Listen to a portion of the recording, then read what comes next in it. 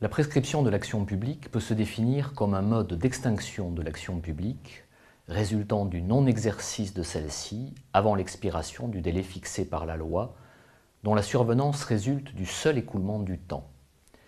La justification de cette règle, difficilement compréhensible pour les victimes, tient au fait que le trouble que l'infraction a pu occasionner à l'ordre public s'est apaisé avec le temps et qu'il serait éventuellement ravivé par des poursuites tardives, rendant en outre l'administration de la preuve très complexe. Par exemple, rapporter la preuve d'un viol de nombreuses années après que celui-ci ait été commis est particulièrement malaisé. L'allongement des délais de prescription est pourtant une tentation permanente du législateur, parfois poussée par des considérations démagogiques. Les règles régissant la prescription de l'action publique ont été réformées par une loi du 27 février 2017. Les lois relatives à la prescription sont des lois de procédure immédiatement applicables aux faits antérieurs non prescrits. La loi du 27 février 2017 a doublé les délais de prescription de droit commun, consacré les règles jurisprudentielles relatives aux causes d'interruption et de suspension de la prescription et maintenu les règles dérogatoires de prescription fondées sur la nature de l'infraction, en matière de terrorisme ou d'infraction sexuelle, ou sur la minorité de la victime. La prescription doit être relevée d'office par le juge. Elle peut l'être à tous les stades de la procédure, y compris pour la première fois devant la Cour de cassation. Nous allons examiner les règles relatives à la durée du délai de prescription et celles intéressant le calcul de ce délai. Voyons d'abord la durée du délai de prescription. Cette durée varie en fonction de la nature de l'infraction et du trouble causé à l'ordre public. En matière criminelle, la loi du 27 février 2017 a porté de 10 à 20 ans le délai de prescription de droit commun de l'action publique et a rendu les crimes de guerre et les crimes contre l'humanité imprescriptibles.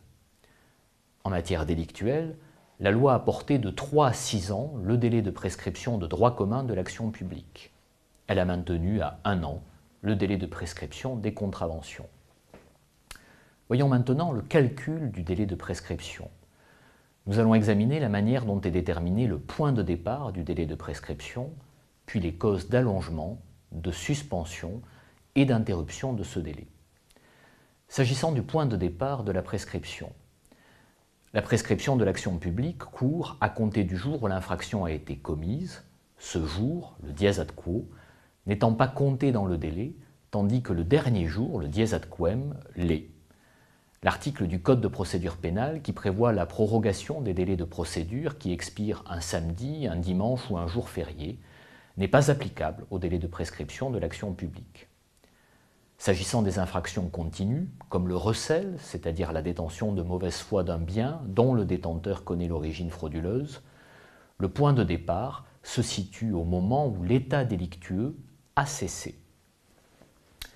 S'agissant des causes d'allongement de la prescription, de manière générale, le délai de prescription des infractions dissimulées, c'est-à-dire celles dont l'auteur accomplit délibérément toute manœuvre tendant à en empêcher la découverte, court à compter du jour où ces infractions sont apparues et ont pu être constatées dans des conditions permettant la mise en mouvement ou l'exercice de l'action publique. Le Parlement a toutefois encadré le report du point de départ de la prescription par des délais butoirs. Ces délais butoirs courent à compter de la commission de l'infraction. Ainsi, le délai de prescription des infractions dissimulées ne peut pas dépasser 30 ans en matière criminelle et 12 ans en matière délictuelle. Il résulte de ces délais butoirs que si, avant l'expiration d'un délai de 12 ou 30 ans à compter de sa commission, un délit ou un crime occulte ou dissimulé n'a pas été découvert et n'a pas fait l'objet d'un acte interruptif de prescription, ces faits seront définitivement prescrits et ne pourront plus donner lieu à poursuite. Si un acte interruptif est intervenu avant l'expiration de ces délais butoirs, s'appliquent alors les nouveaux délais de droit commun de 20 ans et 6 ans. S'agissant des causes de suspension de la prescription, la suspension de la prescription a pour effet d'arrêter provisoirement le cours de la prescription, lequel recommence lorsque la cause de la suspension a cessé, au point où il en était resté lorsque la suspension est intervenue. Les causes de suspension sont constituées par tout obstacle de droit prévu par la loi ou tout obstacle de fait insurmontable et assimilable à la force majeure, rendant impossible la mise en mouvement de l'action publique. constituent notamment des obstacles de droit, résultant de la loi elle-même, l'obstacle statutaire, tel que le statut du président de la République ou des parlementaires, le recueil préalable d'un avis conditionnant la mise en œuvre de l'action publique, la consultation d'une autorité administrative, la mise en œuvre d'une mesure alternative aux poursuites, le pourvoi en cassation en matière d'infraction de presse. En ce qui concerne la suspension résultant d'un obstacle de fait insurmontable et assimilable à la force majeure, les débats parlementaires ont évoqué les hypothèses, certes exceptionnelles, d'invasion du territoire par une armée ennemie et les cas de catastrophes naturelles.